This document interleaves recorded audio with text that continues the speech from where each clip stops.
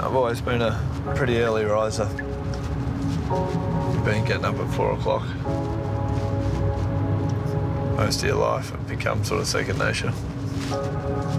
So we're heading to Cranbourne. Most of the joints kick off about 5. Yo, how are you? Good. We've got gallops from 5:30. I'll get first lot moving and then I'll wait for you if you want for the second lot. All right, well, let us know how they gallop. Yep, all right, thanks. Because of the nature of our stable, there's always something going on, whether it's treadmill gallops or horses running. Never a dull moment, especially this time of year. Identifying people's passion and care, that's probably the main thing I look for. When I first started training, I was a bit of a psycho, but the more expanded, the more you have to trust people. It's about getting the team to think for themselves. There's no better environment or culture than when you go to work and, you know, everyone's up and about and excited.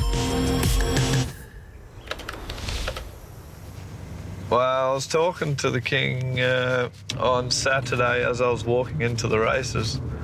His butler, Bernie, rang me and then he said, "Oh, I'll put you on." So I ended up chatting to His Majesty as I was walking into the races on Saturday.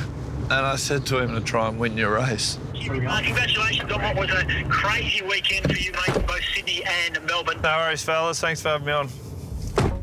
Morning. It was probably our best day ever on the track last Saturday. The Everest, first and third, and then the Caulfield Cup down here. So everyone's pretty chuffed and pretty up and about. How are you? Yeah, pretty chuffed. Fergus Gregory. How's the King? Yeah, that was a bit of fun. Ashley. Hey, mate, all right? Thanks for your help. Joe.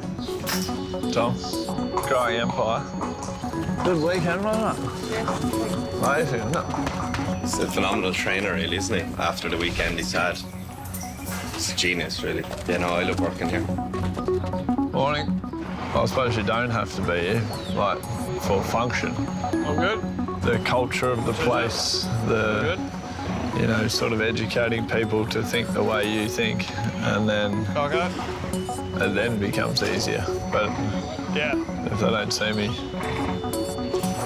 how does that happen? That's the main reason I'm here, I suppose. Hello. Hey, good. Rise to it. We'll run him Friday, won't we? I trotted him up. He's sound. He's bright as a button. I think we sent him to the beach. He's bouncing. Yep. Well, I'll tell Maisie.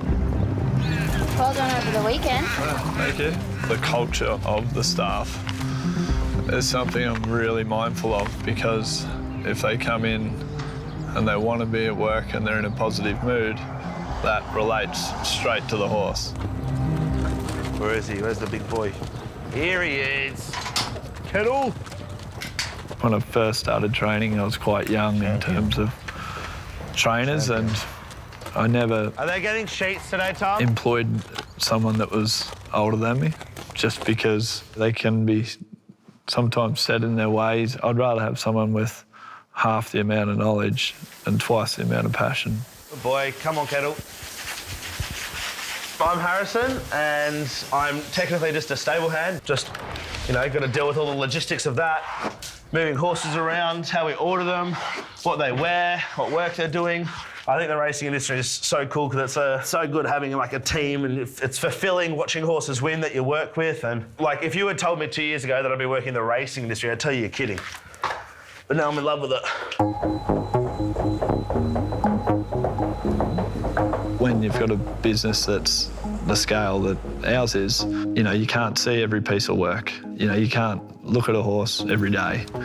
So it's about getting your team to look at all those little things that it's, you know, by the eye.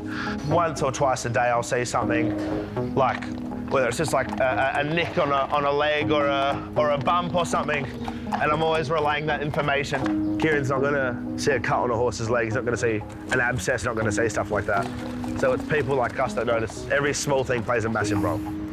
I'm putting a heart rate monitor sensor on her, so we determine whether it's too high, and we can regulate her work from there. Few years that I've been working here, we've definitely changed the way we train horses and make sure that, you know, they're getting the exact right amount of work so that we're getting them fitter, faster. It's always the 1%ers that mean more than anything else, really. So, yeah, all right, we're ready to go.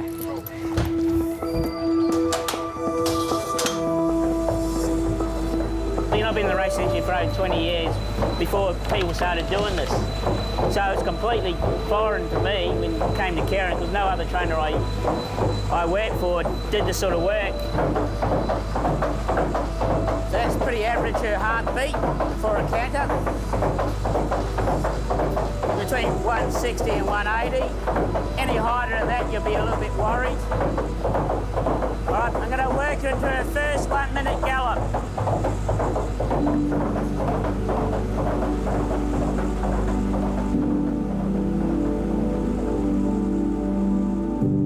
They're all very passionate about what they do, which makes my job easier, and it's great to be working with people that have an interest in the horses and have an interest in improving and being part of the sports science.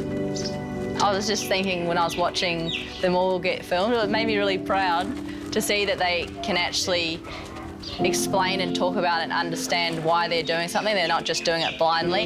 And it's really cool to see that. I think that is what Ciaron has created.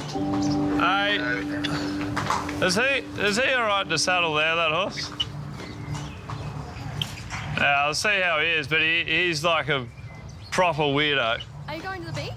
Yeah, I'm coming to the beach, yeah. He just sees it how it is. Always looking to be sort of better or to change. He's never you know, content with what's working. He'll often sort of drive us to tweak something. Yeah, but he's not 100%, is he? Well, if he's not right, let's not run. Whether it's feed, work, track conditions, environment, there's always something that you could potentially do different to get a better result. Oh, are they gone? Hello? Have you got a helmet for me in that? Yeah, there's a couple of helmets in here. Like the fact that they're getting on a truck, they're not going racing, they're going to the beach. It's the mental side of it. One horse down here, he's a little bit fragile, I suppose you would say. Yeah, he's going down for his mental state.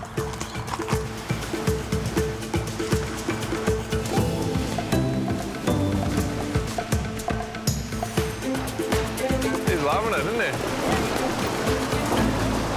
He's going to race on Friday. The team, they can all see the benefit of why we are doing what we're doing. And, you know, they're seeing the results and basically craving it, which is the culture you want to create. This horse is actually chilled here. Yeah. Oh, he's a dick everywhere else. It's almost like the give a f***ness. You can't teach that.